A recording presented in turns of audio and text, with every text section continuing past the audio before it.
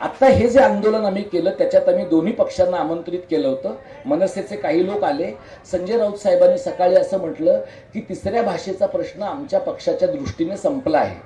आत्महत्या म्हणजे काय असतं हे जर तुम्हाला पाहायचं असेल तर तुम्ही ते ट्विट पाहिलं पाहिजे. तिसऱ्या भाषेचा प्रश्न कसा संपेल? म्हणजे उद्धव ठाकरे साहेब माझ्याशी फोनवर बोलताना असं म्हणाले की त्यांनी काही रिपोर्ट देऊ द्या, आपण दुर्लक्ष करायचं आहे. लोकशाहीमध्ये, पार्लमेंटरी डेमोक्रेसीमध्ये, प्रोसिजरमध्ये, प्रक्रियेमध्ये तुम्हाला असं करता येत नाही.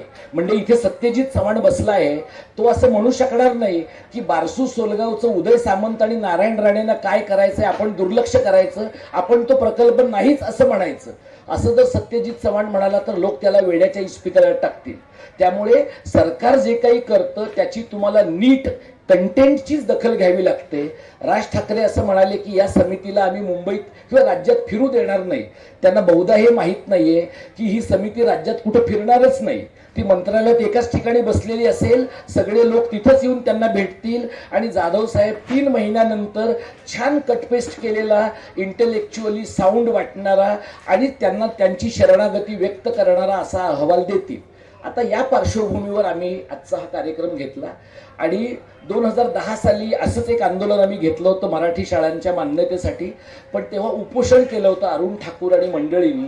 उपोषण करणारा माणूस सज्जन असेल तर तो सरकारच्या देखरेखीखाली मरू नये असं सरकारला वाटतं. त्यामुळे अरुण ठाकूरांचं उपोषण 4 दिवस झाल्यानंतर त्यांना जेव्हा किडनीचा त्रास व्हायला लागला तेव्हा त्यांच्या युक्रांत मधल्या हुसेन दलवाई आणि इतर मंडळींनी हस्तक्षेप केला आणि सरकारने नंतर ते उपोषण थांबवलं.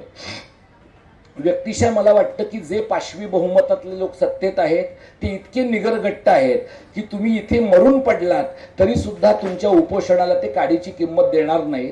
धरणं आंदोलन हे वर्केबल आंदोलन मला वाटतं. 1 दिवसाचं आम्ही केलं, 15 दिवसाचं करू शकतो का? करू शकतो. पण 15 दिवस तेच लोक येऊ शकणार नाही.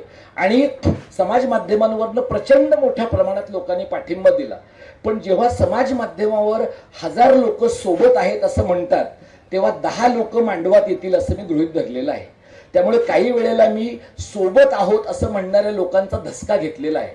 आम्ही मराठी अभ्यास केंद्राचे अनेक कार्यक्रम करताना सोबत आहोत अशा म्हणणाऱ्या लोकांचे आकडे डोक्यात ठेवून हॉल घेतलेला आहे आणि मग नंतर छोटं टेबलच पुरलं असतं असं आम्हाला वाटायला लागलेलं आहे. त्यामुळे सोबत आहोत असं लोक म्हणलेत आणि सोबत आहेत असं त्यांनी कृतीतनं दाखवलंय. असं गेल्या 2 महिन्यात इतक्या सातत्याने घडतंय की आपण महाराष्ट्रातच चळवळ चालवतो आहोत का ह्याच्याबद्दल मला शंका यायला लागली आहे. पण हे चांगलं आहे, दिलासा देणारी गोष्ट आहे.